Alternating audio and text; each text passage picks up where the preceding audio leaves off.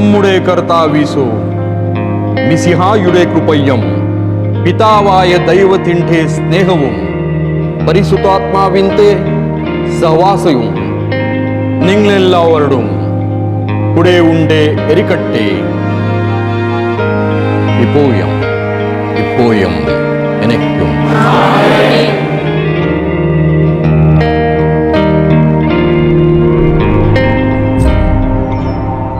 जी captain, ईश्वर के बाद आप ही हमारे माए बाप हैं. मेरे लड़के के लिए कुछ कीजिए. येलप्पा, तुम्हारा लड़का थॉमस हमारे स्कूल में पढ़ा है. आपकी कृपा है. नौकरी तो मैं उसके लगा दूंगा, लेकिन मैंने सुना है कि वो हमारे बिरादर के बाहर किसी लड़की से मैरिज करना चाहता है. ये बात ठीक नहीं है येलप्पा. तुम भी समझ लो और समझाओ उसे. जी कैप्टन. अमर, खाना तैयार है. अप्पा भी खाना खाएंगे, आधे घंटे बाद मिलेंगे. अप्पा.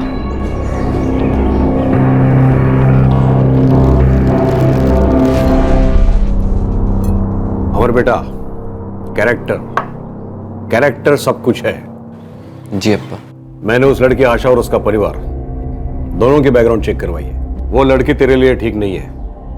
बात को आगे मत बढ़ाना. क्यों? क्या खराबी नजर आई आपको उसमें? माँ और बेटी दोनों के अफेयर्स चलते हैं. बाप ठंडा आदमी है और कुछ कहने की जरूरत है नहीं है. आइंदा कभी मिलना भी नहीं उसे. अमर. हाँ.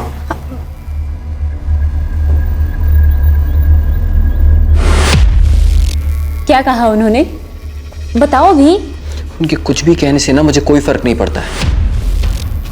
कोर्ट मैरिज करोगी? Court marriage? लेकिन अमर, मैंने तो हमेशा से ही चर्च मैरिज का सपना देखा है. सफेद सिल्क का गाउन, म्यूजिक और वो सब. हाँ, तो उसके लिए तुम्हें किसी और से शादी करनी पड़ेगी. अमर. आशा अप्पा नहीं मानेंगे और उनकी रजामंदी के बिना चर्च में मैरिज करना पॉसिबल नहीं है. फिनिश करो, हम कोर्ट चलकर नोटिस देकर आते हैं.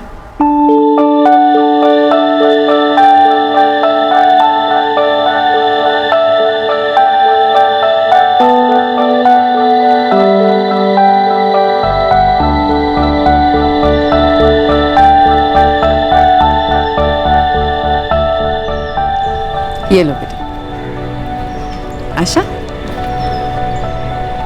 अमर बेटा, हम उम्मीद करते हैं कि तुम्हारे अजीत अप्पा मान जाएंगे. और आशा, अगर गुस्से में तुम्हें कुछ कोई बोल दे ना तो बुरा मत मानना.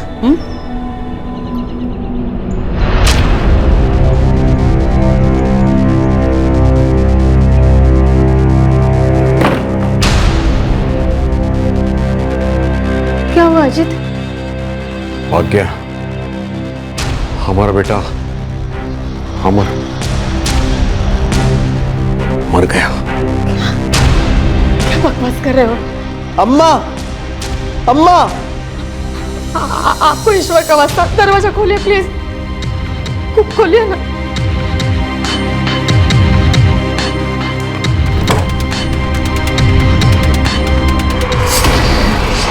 अमर, ये क्या किया तूने? अम्मा, तुम भी ऐसे बोल रही हो? वो मेरे फैसले के खिलाफ कभी नहीं जाएगी.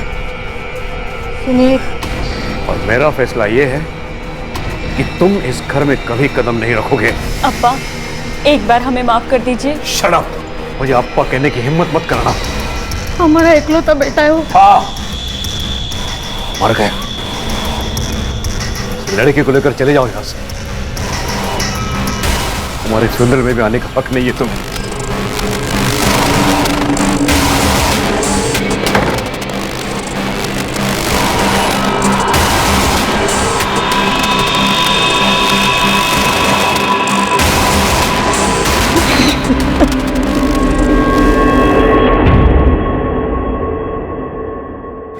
हालांकि खुशी खुशी तो नहीं, लेकिन पलक्कड़ केरला के अजीत मथई ने आखिरकार अपने बेटे अमर और उसकी पत्नी आशा के लिए अपने घर के दरवाजे खोल दिए.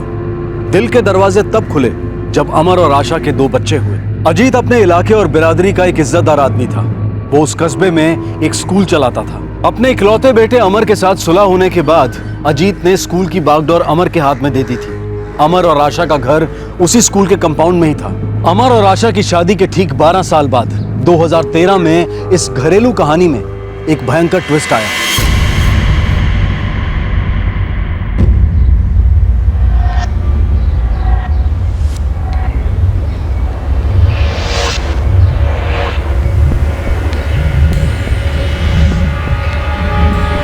अम्मा, अतुल को कुछ बोलो ना। वो अपने क्लासमेट से कहता है कि स्कूल उसका है। मैंने सिर्फ कहा कि स्कूल मेरे अप्पा का है। वो भी तो गलत है ना। स्कूल हमारे अप्पा का नहीं है, उनके अप्पा का है, यानी कि हमारे ग्रैंडपा के है ना अम्मा? बाय अम्मा।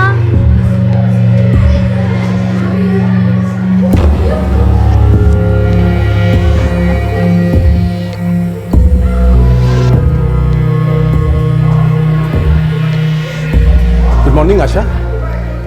Good morning sir. सब ठीक? जी।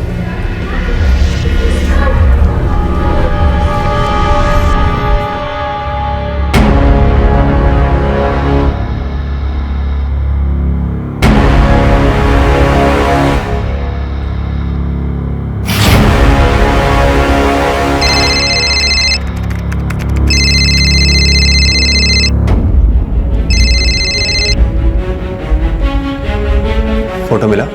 कहाँ लिया? सनराइज रेस्टोरेंट, जहाँ तुम और आशा हमेशा मिला करते थे। कब लिया? कल दोपहर को दोस्तों के साथ लंच पर गया था।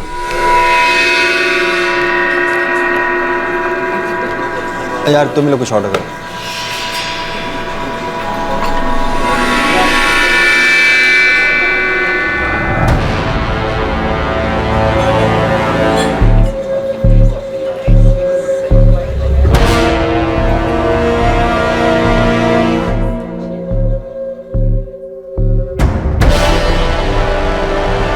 यार अमर, मुझे इन सब चीज़ों से कुछ लेना देना तो है नहीं, पर तू मेरा एक अच्छा दोस्त है, इसलिए मैंने ये सब बताना जरूरी समझा।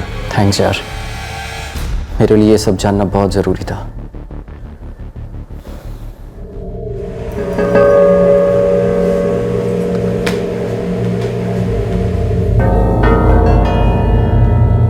मैं पलक्कड़ बुक डिपो जा रही हूँ। लाइब्रेरी के लिए कुछ ऑर्डर करना है। मैं सोच रही थी कि लाइब्रेरी को पूरी तरह से अपडेट कर देते हैं, लेकिन उसके लिए कुछ खर्चा करना होगा। ठीक है। तुम जो कर रही हो स्कूल के लिए कर रही हो, राइट? राइट।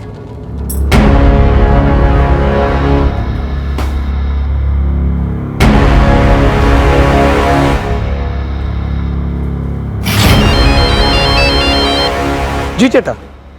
थलारी, ध्यान से सुन, एक काम है जरूरी।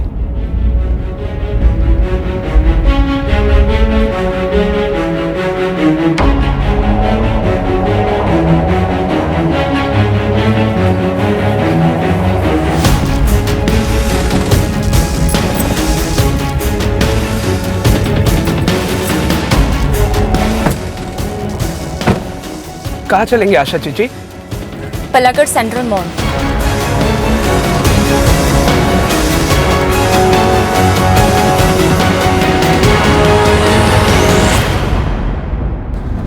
मैं यहीं उतर जाती हूँ, तुम जाओ।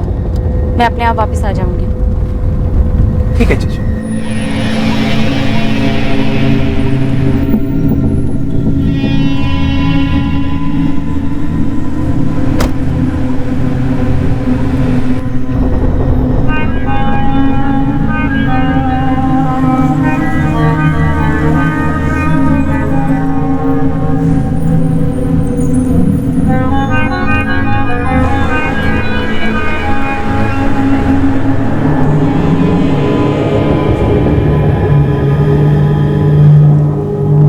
शादी के इम्तिहान में सभी को एक जैसे पर्चे नहीं मिलते और उन पर्चों में सभी सवालों का कोई एक सही जवाब नहीं होता। अमर और आशा की 12 साल की शादीशुदा जिंदगी के नंबर हर साल घटते गए और अब वो शादी बस पास से फेल होने के कगार पर खड़ी थी। लेकिन किसी ने सोचा तक नहीं था कि इस जोड़े के बीच का तनाव जुर्म का रुख इख्तियार कर लेगा। एक ऐसा जुर्म जिसमें संयम, समझौता और इंसानियत सभी को 0 नंबर मिले।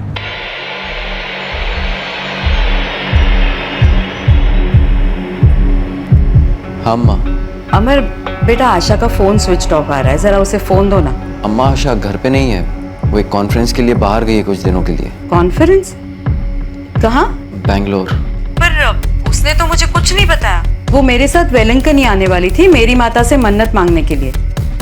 कल की टिकट भी है हमारी। मुझे नहीं लगता अम्मा वो आपके साथ वेलंकनी आ पाएगी।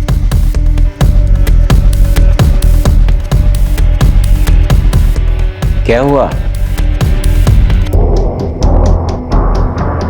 पता नहीं, पर कुछ तो जरूर हुआ। अप्पा, अम्मा कहाँ गई है? बेटा अम्मा थोड़ा बिजी है, किसी काम से बाहर गई है। अम्मा कब लौटेगी अप्पा? बहुत जल्दी लौटेगी बेटा, अभी खाना खा लो। चलो जल्दी से प्रेयर करो।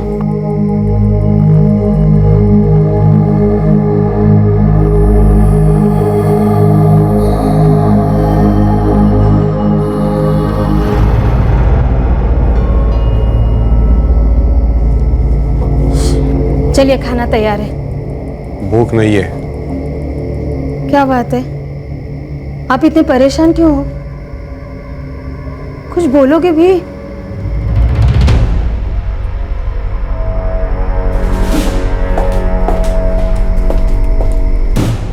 अरे इतनी रात के क्या पढ़ रहे हैं आप?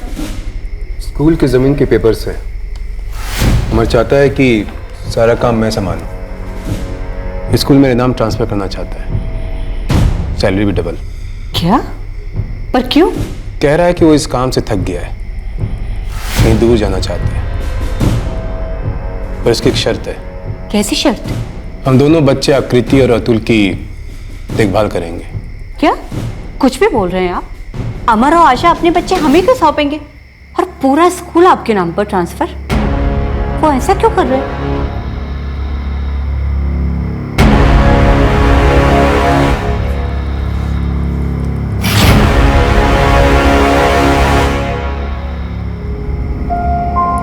क्या हुआ?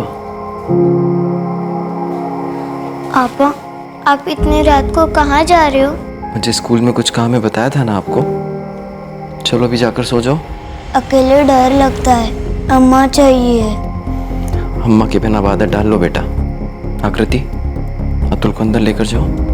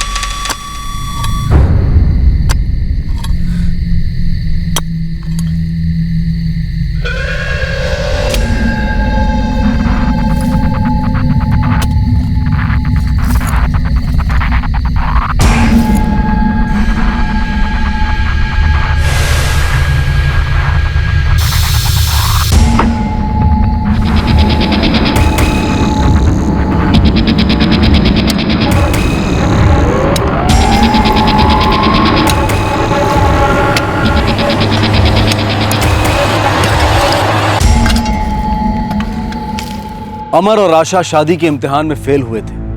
आज की तारीख में शहरी जीवन में अलग होना, तलाक होना ये आम सी बात है, लेकिन इस जोड़े के बीच कुछ इस कदर बिगड़ गया था कि आशा को जिंदगी से ही अलग कर दिया गया। उसी दिन दोपहर की बात है, बच्चे स्कूल में थे और आशा घर पर अकेली थी जब मौत ने उसके दरवाजे पर दस्तक दी।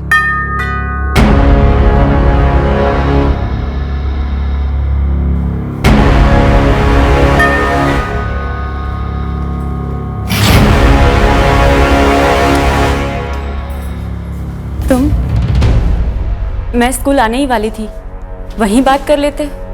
जो बात होने वाली है वो स्कूल में नहीं हो सकती आशा। मैंने तुमसे उस बालाराम नाम्बी के साथ अफेयर खत्म करने को कहा था। हाँ या ना? हाँ पर वो तुम्हें क्या लगा तुमने बच्चों की कसम ली तो मैं तुम पर पूरा भरोसा करूंगा? बेवकूफ समझा है क्या मुझे? हाँ चट्टा, आपको सही खबर मिली है। कौन है? बालाराम नाम भी नाम है, पुलिस में कांस्टेबल है। प्लीज मुझे मत मारो, मत मारो। तुम्हें लगा तुम्हें कोई नहीं देख रहा है, लेकिन मेरा वफादार थल्लारी एक बाज की तरह तुम पर नजर रख रहा था।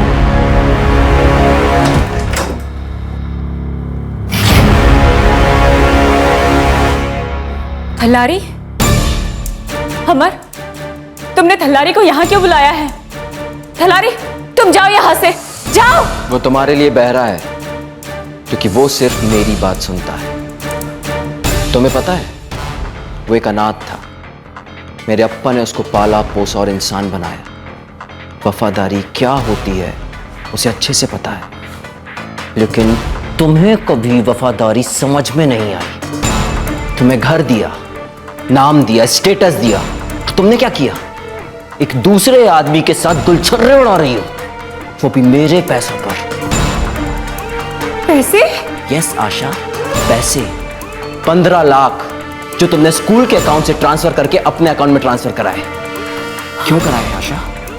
अमर, वो मैं गुस्से में थी, लेकिन मैं इस बात को लेकर बिल्कुल भी सीरियस नहीं। 15 लाख चुराकर तुम उस बालाराम नाम्बी के साथ भागने का प्लान बना रही थी, है ना? नहीं। नहीं? आशा, वो 15 लाख मैंने मेरे अकाउंट में ट्रांसफर कर दिए। मैं अगले हफ्ते चेन्नई की किसी स्कूल के कॉन्फ्रेंस के बहाने घर से बाहर निकलूंगी और फिर कभी नहीं लौटूंगी। हम यहाँ से बेंगलोर चले जाएंगे और वहाँ जाकर अपनी जिंदगी की नई शुरुआत करेंगे। अजीत एटन और अमर अपनी प्रतिष्ठा के चलते हमें जीने नहीं देंगे। हमारे बच्चे एक न एक दिन हमें जरूर माफ करेंगे। इस वक्त मैं सिर्फ तुम्हारे साथ रहना चाहती हूँ बालाराम। मैं एक पल के लिए भी तुमसे दूर नहीं रह सकती।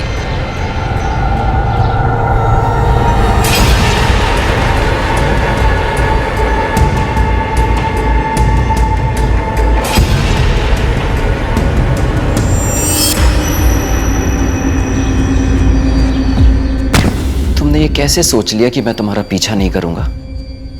मेरे पास होटल की रिकॉर्डिंग्स भी हैं, देखोगी? नहीं, बस करो, बख्श दो मुझे। तुम्हें उस जिल्लत से बख्शने वाला हूं जो तुम्हें तब सहनी पड़ेगी जब तुम्हारे ही बच्चे तुम्हें मां नहीं कुछ और कहकर पुकारेंगे। प्लीज ऐसा मत कहो, उनमें क्या गुजरेगी? वो तुम्हारे भी तो बच्चे हैं ना? वो सिर्फ मेरे ही बच्चे हैं, लेकिन मुझे इतना पता है कि तुम मेरी नहीं, उनकी भी नहीं, दरअसल तुम खुद की भी नहीं। तुम्हें हम सबकी जिंदगियों से माफ किया जाता है।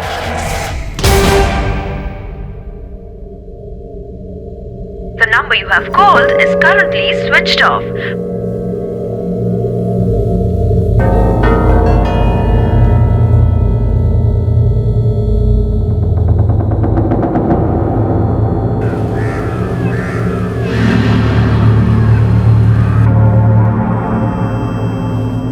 तुम लोगों ने नई गाड़ी मांगी थी, बाहर खड़ी है और ये पूरी रकम एडवांस में 5 लाख है।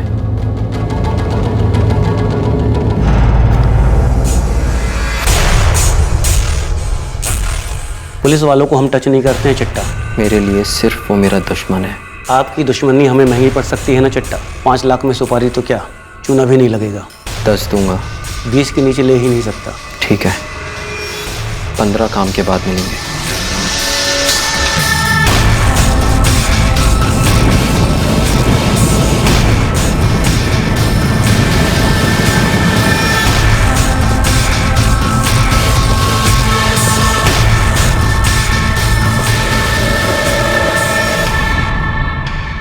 The number you have called is currently switched off. Please try again. The number you have dialed is busy. Please try later.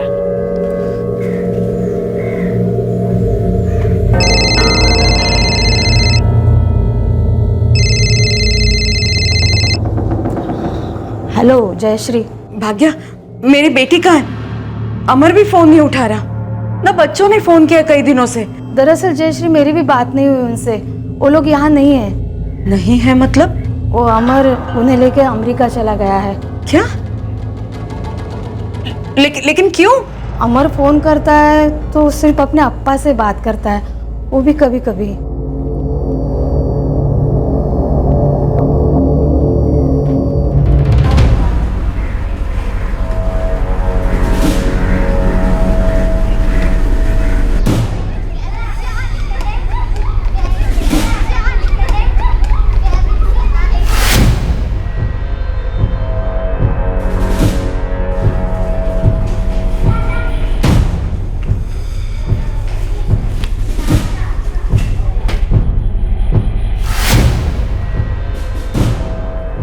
बोलो जयश्री।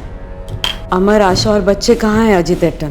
भाग्या ने बताया ना तुम्हें, वो अमेरिका में है। ऐसे अचानक बिना किसी को बताए अमेरिका चले गए? क्यों? क्योंकि यहाँ आशा और अमर के बीच कुछ अनबन चल रही थी। दोनों एक दूसरे को समय नहीं दे पा रहे थे। वहां अमेरिका में नए सिरे से जिंदगी जी रहे हैं। मुझे मेरी बेटी से बात करनी है, अभी करनी है। अभी वहां रात के 2:30 बजे होंगे जयश्री। कोई बात नहीं, मैं भी कई दिनों से सोई नहीं हूँ। एक बार रात को मेरी बेटी जग जाएगी तो बुरा नहीं मानेगी वो। आप नंबर दीजिए। नंबर मेरे पास नहीं है। अमर आपको फोन करता है, भाग्या ने बताया था। हाँ, लैंडलाइन पर करता है, बहुत कम करता है। वो कहता है वो लोग यहाँ किसी के साथ कांटेक्ट नहीं रखना चाहते। अच्छा, कांटेक्ट नहीं रखना चाहता तो ठीक है, मैं कांटेक्ट करती हूँ पुलिस को।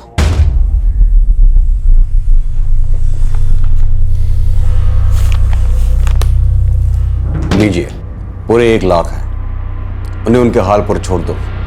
आपकी बेटी और मेरे बेटे को वक्त देना बनता है जयश्री।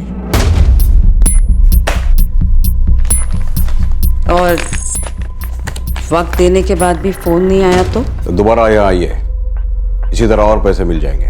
ठीक है। जयश्री, तुम्हारा इस तरह से घुमा फिरा कर पैसे मांगना मुझे बिल्कुल बुरा नहीं लगता। वो लालची इसलिए दे रहा हूं पैसे, लेकिन आइंदा मुझे पुलिस या किसी और की धमकी मत देना। सिर्फ इस शहर में ही नहीं, इस दुनिया में रहना हराम कर दूंगा तुम लोगों का। 12 साल पहले जब अजीत मथाई ने आशा के परिवार के बारे में पता किया था, तब उन्हें यह जानकारी मिली थी कि आशा की मां जयश्री की सबसे बड़ी कमजोरी है पैसा। पैसों के लिए वो काफी कुछ दांव पर लगा चुकी है और आगे भी लगा सकती है। 12 साल बाद ये जानकारी अजीत के काम आई। अजीत को और क्या जानकारी थी? क्या वो जानते थे कि उनके बेटे ने अपनी पत्नी का कत्ल किया है? क्या अमर बच्चों को लेकर अमेरिका भाग गया था? या फिर इस केस की सच्चाई कुछ और ही थी?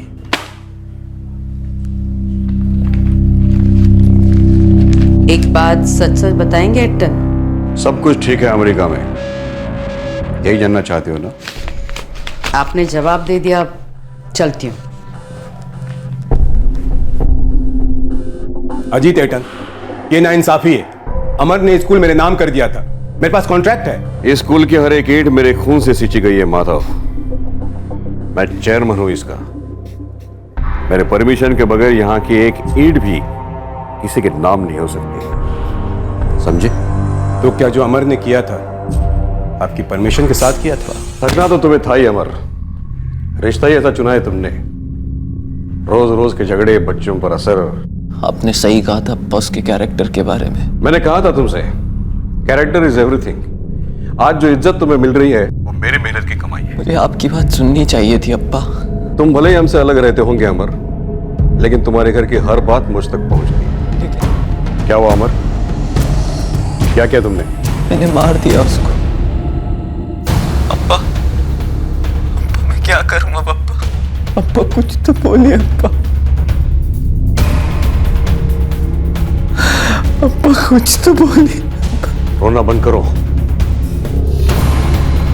हलारी को बुलाओ। वो यही अप्पा, उसने मेरा साथ दिया। स्कूल के लिए हमने जो नया प्लॉट लिया है, आज रात बॉडी को उसी में दफना दो। वहां हम कुछ अरसे तक कुछ नहीं करेंगे। आई बात समझ में? या थलारी को समझा दो? नहीं, मैं समझ गया, लेकिन मैं अपने बच्चों को क्या जवाब दूंगा? कुछ भी कह दो, कह देना कि बाहर गई है। इस वक्त लाश को ठिकाने लगाना बहुत जरूरी है। तुम कभी पकड़े नहीं जा सकते अमर। इस वक्त हमारी प्रतिष्ठा, इज्जत, सब कुछ दांव पर है, सब कुछ। मेरी प्रतिष्ठा मेरे लिए सब कुछ है माधव। उसे बरकरार रखने के लिए क्या क्या नहीं करना पड़ता। और आपके बेटे का एक गलत कदम सब कुछ खत्म कर देगा। कहां है अमर और बच्चे?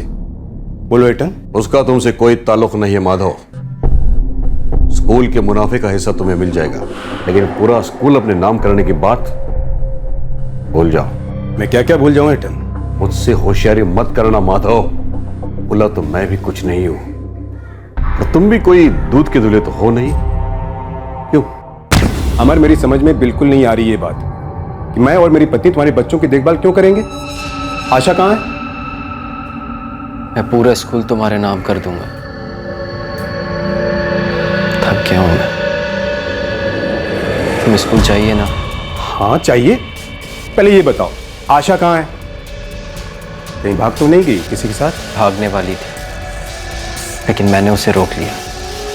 अगर भाग जाती तो हमारे परिवार की प्रतिष्ठा मिट्टी में मिला देती, इसलिए मैंने उसे ही मिट्टी में मिला दिया। क्या बकवास कर रहे हो? तबीयत तो ठीक है ना? मैंने उसे मार दिया माधव जी।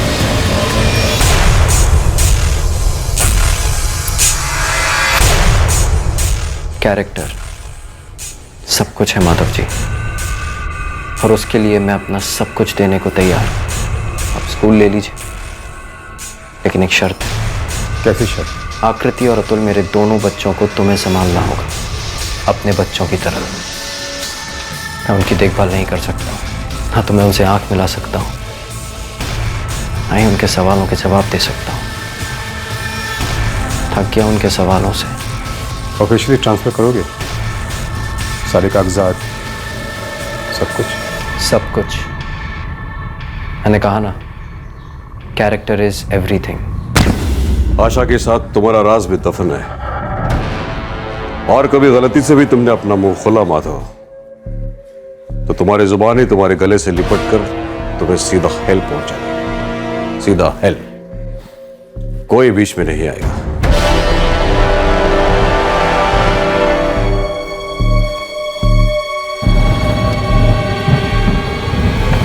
वेलेटन, कुछ कहूं? तो मेरा सबसे अच्छा बच्चा है, कहो जो कहना है। वेलेटन, ये जो आशा चीची की अम्मा जयश्री, लालच का समंदर है। आज जो दिए वो आखिरी थे। अगली बार आएगी मांगेगी तो? तब की तब देखेंगे। मुझे वो ठीक नहीं लगती वेलेटन, थोड़ा देख लीजिए।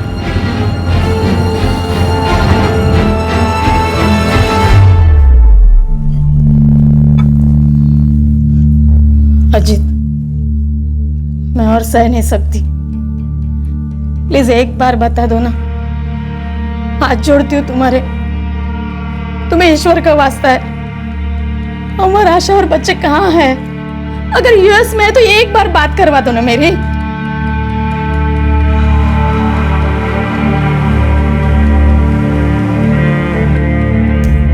नहीं मिलेंगे मतलब? नहीं मिलेंगे मतलब नहीं मिलेंगे। दफा हो जाओ यहां से। एक दमड़ी भी नहीं मिलेगी। और आपने कहा था धमकाना नहीं। मैं प्यार से पूछ रही हूँ एटन, मेरी बेटी आशा और उसके बच्चे कहाँ हैं? आखिरी बार बोल रहा हूं, अमेरिका में हैं, खुश हैं। तुम उनकी जिंदगी से दूर रहो, अपनी जिंदगी जियो, खुश रहोगे। मेरी बेटी मेरी जिंदगी का हिस्सा है, मैं उसके लिए कुछ भी कर सकती हूँ। तुमने उसके लिए जो कुछ किया है सीसीटीवी देख रही हो ना, उसमें सब कुछ रिकॉर्ड होता आ रहा है। तुम्हारा पैसे लेना और तुम्हें जो कुछ करना है कर लो, लेकिन इतना याद रखो, मेरे सामने पुलिस का नाम मत लेना, वरना तुम्हारा नामो निशान नहीं रहेगा। मैं अपनी प्रतिष्ठा के सामने अपनी खुद की फैमिली को भी नहीं पूछता। तुम तो खैर, चले जाओ यहां से। आउट।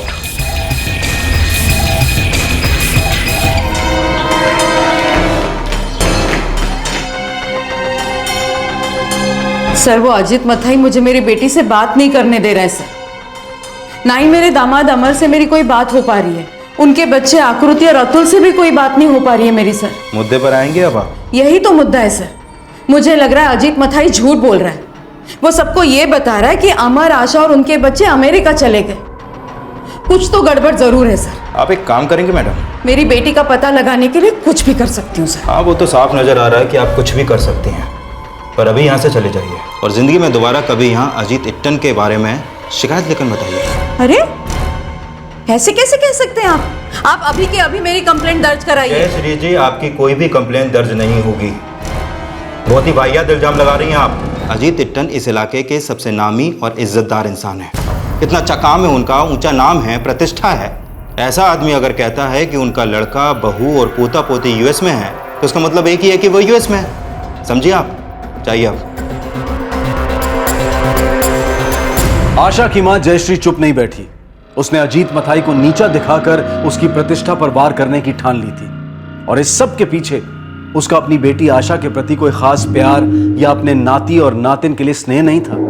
उसे बस अजीत के पैसा मना करने पर गुस्सा था, चिढ़ थी। जयश्री की कोशिशें रंग नहीं लाई, लेकिन क्या इसका मतलब यह था कि इस केस में हुए भयानक जुर्म का हिसाब कभी नहीं होगा?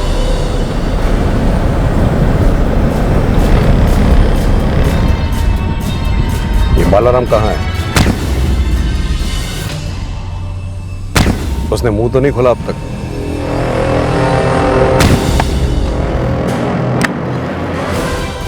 ये बालाराम को भी खामोश कर दिया।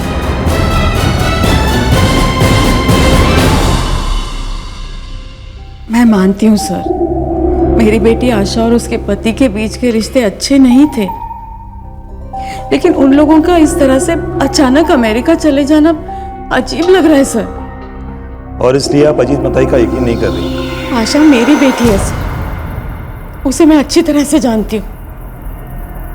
मुझे बिना मिले वो कहीं नहीं जा सकती, और अगर जाती भी तो मुझसे बात करती। कोई भी पुलिस स्टेशन मेरी कोई मदद नहीं कर रहा है सर। जयश्री जी, अजीत मथाई कोई आम नागरिक नहीं है। पूरे तालुका में, जिले में काफी नाम है उनका, इज्जत है, बड़े बड़े लोगों के साथ दोस्ती है। उनका सोशल वर्क दूर दूर तक जाना जाता है। तो क्या एसपी साहब, वो आदमी कुछ भी कर सकता है। उसने मुझे पैसे दिए थे और कैमरा पर रिकॉर्डिंग भी की है, ताकि मैं आप लोगों के सामने कुछ ना बोल सकूं। कुछ तो गड़बड़ जरूर है सर, वरना वो मुझे पैसे क्यों देता और उसकी रिकॉर्डिंग क्यों करके रखता? उसके मन में चोर है, उसने जरूर कुछ किया है, मेरी बेटी और उसके बच्चों के साथ भी। जयश्री जी, आप ये रोना और ये ड्रामा दोनों बंद कीजिए। ड्रामा? अपनी बेटी को महीनों से नहीं मिली हूं मैं सर, तरस गई हूं उसे मिलने के लिए। आप अपनी बेटी के लिए नहीं, उन पैसों के लिए तरस गई जो आपको मुंह बंद रखने के लिए दिए गए थे। हम पूरी इन्वेस्टिगेशन करेंगे जयश्री जी। कार्रवाई किन किन के खिलाफ होगी ये तो वक्त ही बताएगा। आप जा सकते हैं।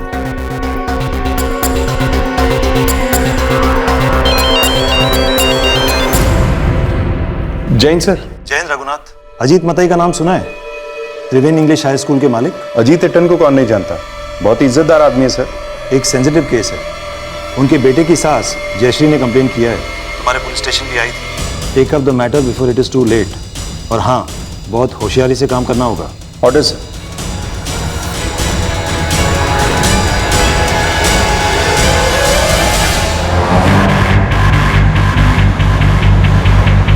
सर, आशा की मां को इतने महीने लगे कंप्लेंट दर्ज करवाने के लिए। एसपी साहब का कहना है कि जयश्री की नीयत में खोट है, पर आशा तो गायब हुई है और फैमिली भी। ये फैक्ट है। वो एक लालची और कैरेक्टरलेस औरत है। जयश्री को ना अपने बेटे की फिक्र है, ना अपने बेटे के परिवार की। हमारे एसपी साहब को भी ऐसा ही लगा था, फिर हमने सोचा फॉर्मेलिटी के लिए पूछ लेते हैं। तो सर, आपका बेटा और उसकी फैमिली यूएस में है, राइट? देखिए, मैं आपसे कुछ छुपाऊंगा नहीं, लेकिन ये मेरा घरेलू मामला है। Of course sir, of course. मैं हमारे बेटे अमर और आशा की शादी के खिलाफ था पहले से ही।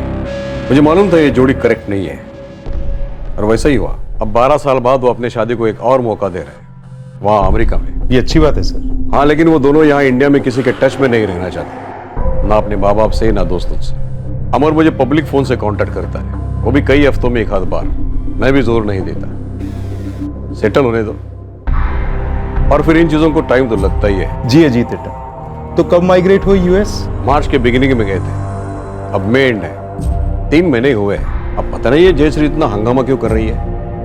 आई एम श्योर पैसों की बात की होगी उसने। जी सर, कुछ कह तो रही थी एसपी साहब से। वो जयश्री मेरी बहू आशा से बराबर पैसे लेती थी। अब आशा यूएस गई है तो मैंने एक आध बार उसकी मदद की, लेकिन जब वो अनरीजनेबल होने लगी तो मैंने देना बंद कर दिया। तो ये बवाल कर दिया उसने। Frustrated woman. सर गारंटी है कि अजीत दत्तन कुछ तो छुपा रहा है। हो सकता है ना मेरे, लेकिन जयश्री को सीरियसली लेने के लिए कोई केस भी तो नहीं बनता। अजीत मथाई फिर से झूठ बोल रहा है इंस्पेक्टर। आपसे कहा वो लोग मार्च में अमेरिका गए, है ना? पर इंस्पेक्टर, मैं अपनी बेटी को जनवरी से नहीं मिली हूं। एक बार भी उसका फोन नहीं आया मुझे। इसके पहले तो हर 2 दिन में एक बार फोन आया करता था, और संडे को मास के बाद आशा बच्चों को लेकर यहीं आ जाती थी। अमर और आशा के बीच में क्या प्रॉब्लम थी? देखिए जयश्री जी, आप भी कोई सत्यवादी तो है नहीं, फिर अजीत ऐठन को झूठा किस हिसाब से बोल रही हैं? अमर और आशा में क्या प्रॉब्लम थी? अफेयर था। अमर का? करता क्या है वो?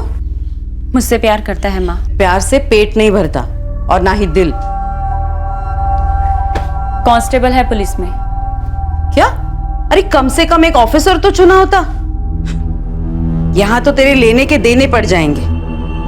सुन, ज्यादा इन्वॉल्व मत होना। माँ, तुम हर चीज पैसों से क्यों तोलती हो? मैं अमर के साथ नहीं रहना चाहती। तो फिर कभी पकड़ी भी मत जाना। मैं और अमर एक दूसरे से पूरी तरह से थक चुके हैं। उसका भी कहीं बाहर अफेयर चल रहा है, लेकिन मुझे इससे कोई फर्क नहीं पड़ता। मैं उसके साथ बिल्कुल नहीं रह सकती अम्मा। मैं बालाराम के साथ रहना चाहती हूँ। कम से कम उसका स्टेटस तो देखा होता। अरे तुम्हारे स्टेटस के सामने कुछ भी नहीं है। पर मैं उससे प्यार करती हूँ माँ। तू अच्छी तरह से जानती है आशा, सिर्फ प्यार से जिंदगी नहीं जी जा सकती। अच्छी जिंदगी के लिए पैसे चाहिए होते हैं। तुझे बालाराम के साथ ही जाना है ना, तो जा, पर खाली हाथ नहीं।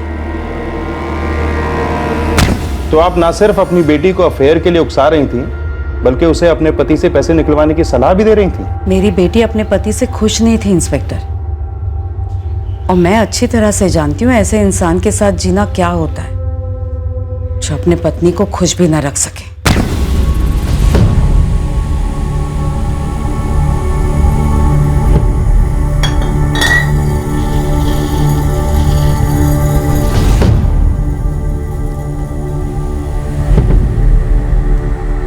हर औरत को हर सुख पाने का हक है। अगर उसका पति वो देने की कोशिश भी ना करे तो औरत जाए तो जाए कहाँ, क्या करे? ये बालाराम कौन है?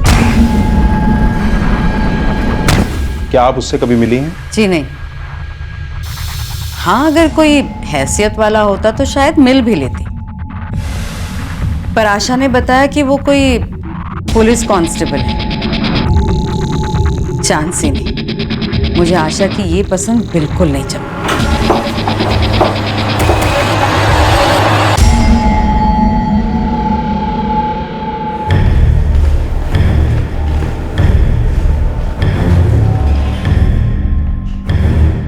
सर, जयश्री ठीक कह रही थी। आशा का लास्ट कॉल जयश्री के नंबर पर जनवरी में था, तब से नंबर स्विच ऑफ है। अमर का फोन मार्च से स्विच ऑफ है। और ये अजीत मथाई को अमेरिका से अमर के फोन कॉल्स जो वो अलग अलग लैंडलाइन से करता है? एक भी एशिया कॉल रिकॉर्ड्स में नहीं दिखा रहा, ना ही अजीत मथाई के सेल पर, ना उसकी पत्नी भाग्या मथाई के सेल पर, ना ही घर के लैंडलाइन पर, और ना ही स्कूल के लैंडलाइन पर। और ये कांस्टेबल बालाराम नाम भी? जनवरी तक बालाराम और आशा के बीच में सैकड़ों कॉल्स हुई हैं सर। कौन से पुलिस स्टेशन से जुड़ा है? नेलूपट्टन पुलिस स्टेशन से। मैंने बात की वहाँ।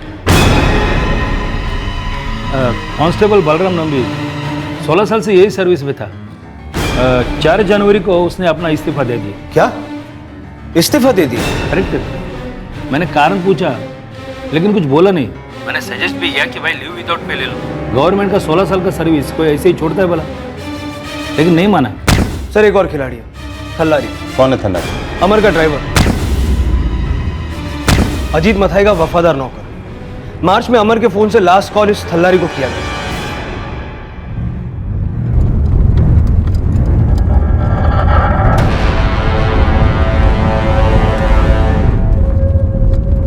नमित, सबसे पहले इस कांस्टेबल बालाराम को ट्रैक करो, उसके बाद अगर जरूरत पड़े तो थल्लारी को भी उठा लो। सर। थल्लारी, वो कांस्टेबल बालाराम को जिंदा क्यों छोड़ा गया? वेलिएटेन, अमर चड्ढा वैसे ही बहुत परेशान थे।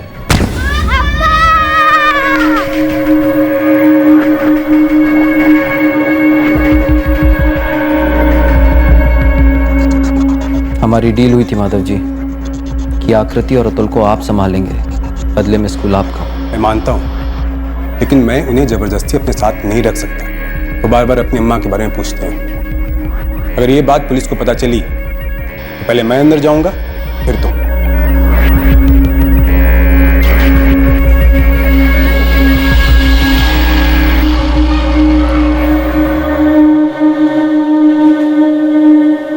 चड्ढा बुलाया आपने? आशा के मर्डर को छुपाते छुपाते थक गया हूं थल्लारी। एक और पत्थर अपने गले में नहीं बांध सकता। बालाराम की सुपारी कैंसिल कर दो। ये क्या बोल रहे हो चड्ढा? सुपारी ऐसे कैंसिल नहीं होती, वो कभी पैसे नहीं लौटाएंगे। पूरे 5 लाख चड्ढा, और वो नई गाड़ी भी। उनको बोलो पैसे भी रखे, गाड़ी भी रखे, लेकिन बालाराम को नहीं मारे। जाने दो उसे, लाइफ में कभी ना कभी वो भी तड़पेगा। बोल दो दोनों को, प्लान कैंसिल। 12 साल पहले मेरी बात सुनी होती, मैंने कहा था उस लड़के का कैरेक्टर ठीक नहीं है। अमर को ये बात तब समझ में आई जब आशा का उस बालाराम के साथ अफेयर हुआ। बात कहां से कहां तक बढ़ गई।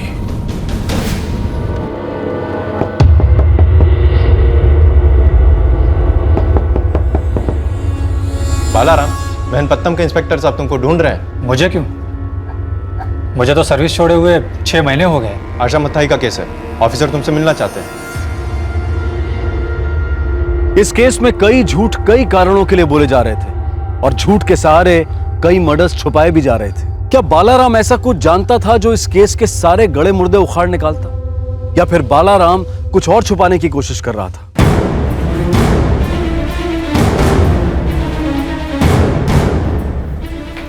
वेलिएटेन, क्या हुआ? उस बालाराम को पुलिस ने उठा लिया। सब मैं बस इतना जानता हूँ कि मैं उससे प्यार करता हूँ। कब और कैसे मिले?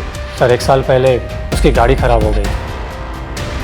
मैंने उसे घर तक लिफ्ट दी, बातें हुई, दोस्ती हुई, प्यार हो गया। तुम्हारी फैमिली? सर मेरा तलाक हो चुका है, एक बच्ची है, वो एक्स वाइफ के साथ रह रही है। सर आशा भी अमर के साथ खुश नहीं थी। और जब अमर को तुम दोनों के बारे में पता चला, वो उससे भी ज्यादा नाराज हो। उसे मारा पीटा सर, फिर भी आशा ने पैसों का इंतजाम किया। हम लोग भागकर बेंगलोर के आसपास सेटल होने वाले थे, नई जिंदगी शुरू करने वाले थे। पकड़े कैसे गए? थल्लारी, अमर का ड्राइवर, वफादार कुत्ता है बाप बेटे का। आशा कहाँ है बालाराम? सर यही तो मैं आपसे पूछना चाह रहा हूं कि वो कहाँ है। सर मेरी उससे आखिरी बार बात 27 जनवरी को हुई थी। उसके कुछ दिन पहले अमर का फोन आया था। क्या हुआ अमर जी? तुझे नहीं पता क्या हुआ? चुपचाप मेरे 15 लाख रुपए वापस कर दे, वरना मैं तेरा जीना आराम कर दूंगा। मैंने तुरंत सारे पैसे उसके अकाउंट में डाल दिए, और उस दिन आखिरी बार मैं आशा से मिला। थक गई हूँ मैं, उसका टॉर्चर और नहीं सहा जाता। इस वक्त भी हमें यहाँ पर कोई देख रहा होगा। आज रात भी मेरी पिटाई होगी। बालाराम, हमारा यहाँ से भागना पॉसिबल नहीं लग रहा है। मैंने ड्यूटी से इस्तीफा दे दिया आशा। मुझे प्रोविडेंट फंड के पैसे मिलेंगे, हम अपनी लाइफ कहीं और बसा लेंगे। यहाँ ना तो अजीत एटन हमें जीने देंगे और ना ही हमें।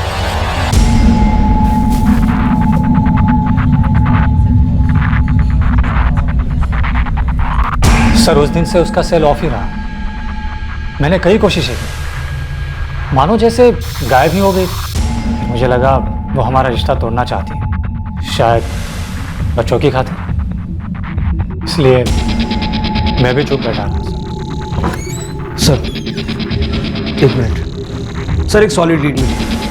30 जनवरी को अमर मथाई ने पूरी स्कूल की प्रॉपर्टी प्रिंसिपल माधव वर्गीस के नाम कर दी। क्या पागल हो गया था क्या? और उसी दिन से अमर के दोनों बच्चे आकृति और अतुल वर्गीस के घर रहने लगे। मेरी एक स्कूल टीचर से बात हुई। काफ़ी अजीब लगा जब मैंने वो पेपर्स प्रिंसिपल साहब के टेबल पर देखे। अजीत एट्टन ने इतनी मेहनत से स्कूल को बनाया और उसके बेटे ने ऐसे ही सब कुछ प्रिंसिपल साहब के नाम कर दिया।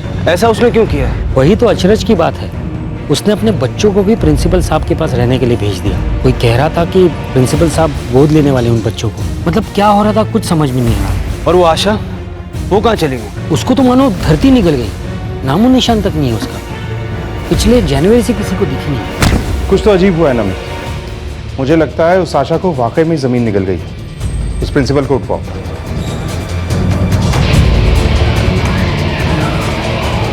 सर, आशा की मां जयश्री जो कह रही थी उसके एक्यूजेशन में दम है। मामला काफी टेढ़ा लग रहा है। सेंसिटिवली हैंडल करो रघुनाथ। कोई कॉन्क्रीट सबूत के बिना इस अजीत मथई को छूना मत। उसका बिरादरी में काफी नाम है और पॉलिटिकली भी सेंसिटिव टाइम चल रहा है, समझ गए ना? अरे मैं क्या डरती हूँ तुमसे? अगर मेरा सर काटोगे ना तब भी पीछे नहीं हटूंगी मैं। अगर मैं मरूंगी ना तो तुम्हें मारकर मरूंगी। मैंने कहा था तुमसे मुझे धमकी मत देना। अब ना ही तुम्हें पैसे मिलेंगे ना तुम मेरा बाल बाका कर सकोगे। अगर उल्टा मैं केस कर दूं तुम पर, घर बार सब बिक जाएगा, जीना मुश्किल हो जाएगा तुम्हारा। इस शहर में मेरा नाम मायने रखता है।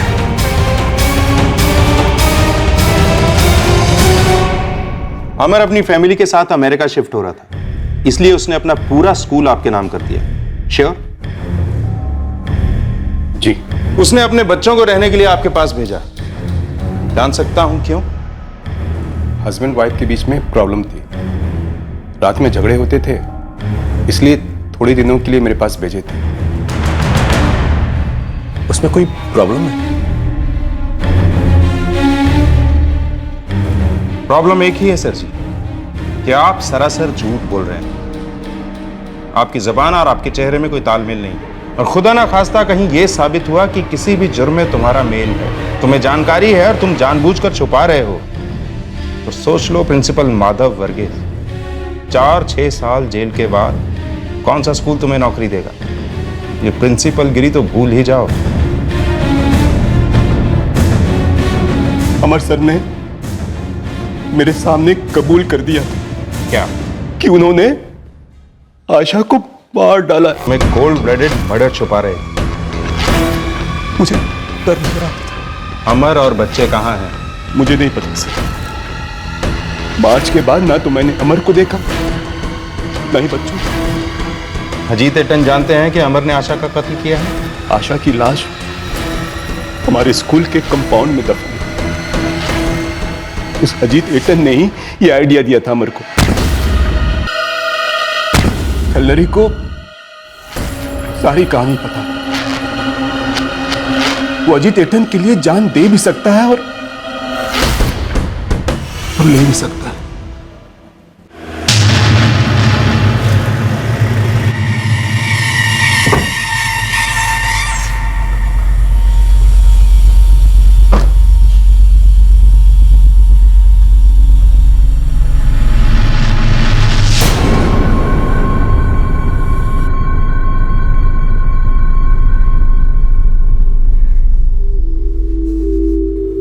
आज आकृति का जन्मदिन है। मैं सुबह चर्च जाके आई। खाइए ना पायसम। और जब अमर आपको फोन करे ना, उसको बताइएगा उसकी अम्मा ने आकृति के लिए ब्लेसिंग भेजी है। क्या हुआ बताइए ना। अमर को 12 साल पहले मेरी बात माननी चाहिए थी। आशा उसके लिए गलत थी। बच्चे कहाँ हैं? कहाँ है बच्चे? मेरे अतुल और आकृति कहाँ है? बताइए ना, कहाँ है मेरे बच्चे?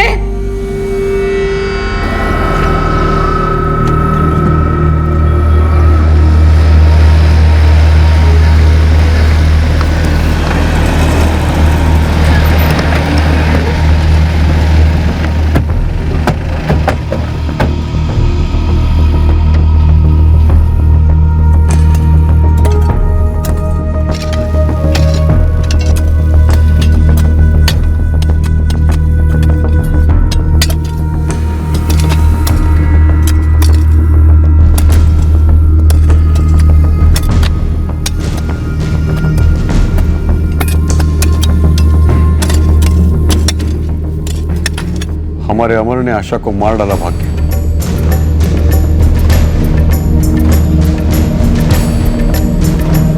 आकृति, अतुल,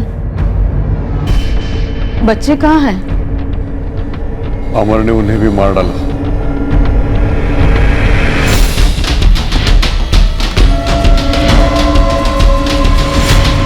ये अमर और आशा के बच्चे हैं ना, आकृति और अतुल? हाँ सर।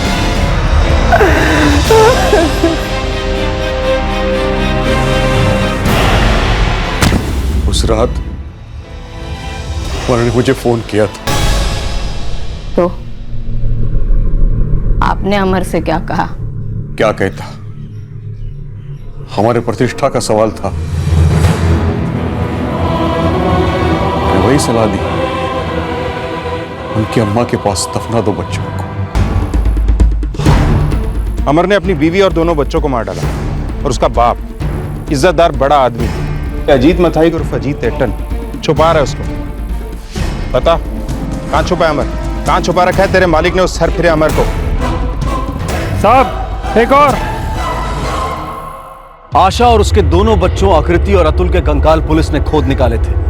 उनके कत्ल की कहानी काफी स्पष्ट रूप से सामने आई थी, पर यह चौथा कंकाल किसका था? अमर का।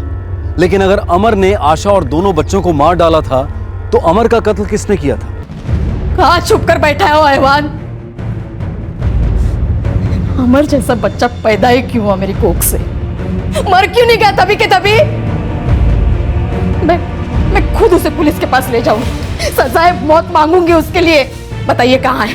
कहाँ है? बताइए मुझे कहाँ है?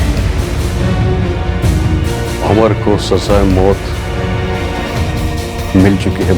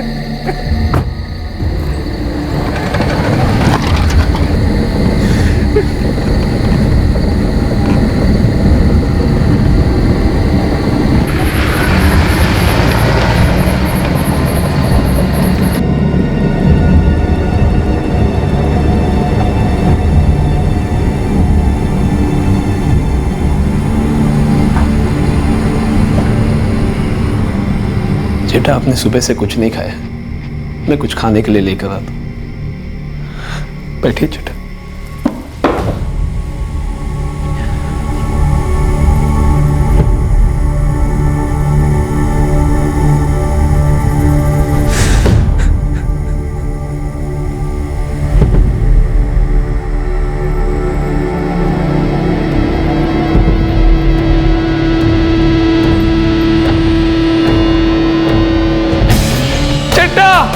अमर चड्डा! अरे सांस देख, सांस देख।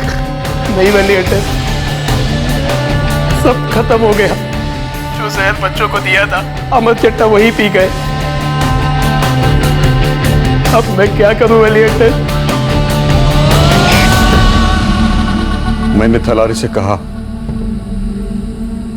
अमर को भी वही दफना दो जहां उसका परिवार दफन है।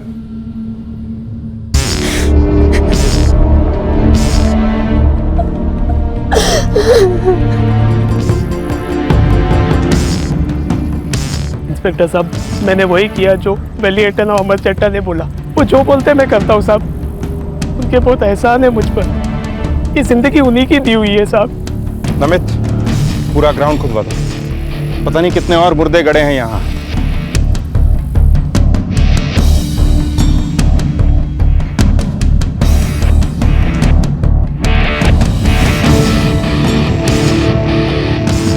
मुझे लगा था कि मेरे बेटे के पाप कभी पकड़े नहीं जाएंगे।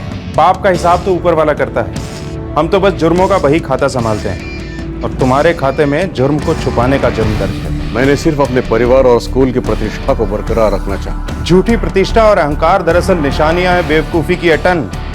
और एक बेवकूफी सोच सकता है कि छुपाने से गड़े मुर्दे बाहर नहीं आते।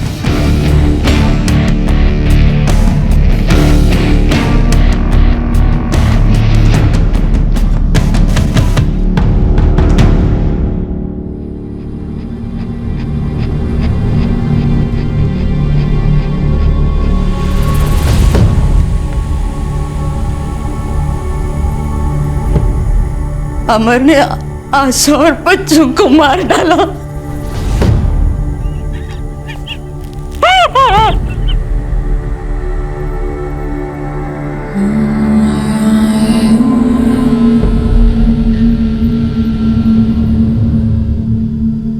पुलिस ने अजीत और थल्लारी को आईपीसी की धारा 302 के तहत हत्या के लिए, धारा 120 बी के तहत षड्यंत्र रचने के लिए और धारा 201 के तहत सबूत मिटाने के लिए बुक किया है। प्रिंसिपल माधव वर्गीस को आईपीसी की धारा 202 के तहत पुलिस को आरोपी के बारे में खबर ना देने के लिए बुक किया गया है। कांस्टेबल बालाराम नाम्बी की सुपारी उठाने वाले दोनों सुपारी किलर्स को भी पकड़ लिया गया है। आज का ये केस बेवफाई और झूठी प्रतिष्ठा का एक खतरनाक मिश्रण था। अमर और आशा का रिश्ता वक्त का इम्तिहान पास नहीं कर पाया।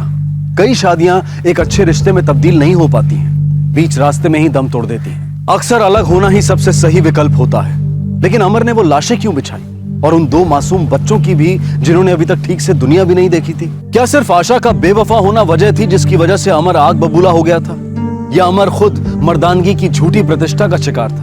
क्या आशा को सिर्फ इसलिए मार दिया गया क्योंकि उसने पराये मर्द के साथ प्रेम किया था, या फिर उसका अपना पैसों का लालच भी था जिसने उसके कफन में आखिरी कील ठोकी? हम तलाक या अलग होने की हिमायत कतई नहीं कर रहे हैं। हम सिर्फ जोर दे रहे हैं जिम्मेदार चॉइसेस पर, ऐसी चॉइसेस जो अपनी जिंदगी को बेहतर बनाने की फिराक में दूसरे की जिंदगी बर्बाद नहीं करती। और जहां तक अजीत मथाई का सवाल है, उनकी सारी समाज सेवा, उनके द्वारा की गई लोगों की मदद, इस सब के बावजूद उन्होंने एक मूलभूत सच्चाई को नजरअंदाज किया कि जुर्म कभी छुपाया नहीं जा सकता। हमने किया हो या हमें उसके होने की जानकारी हो, जुर्म और हम हमेशा पकड़े जाएंगे, हमेशा।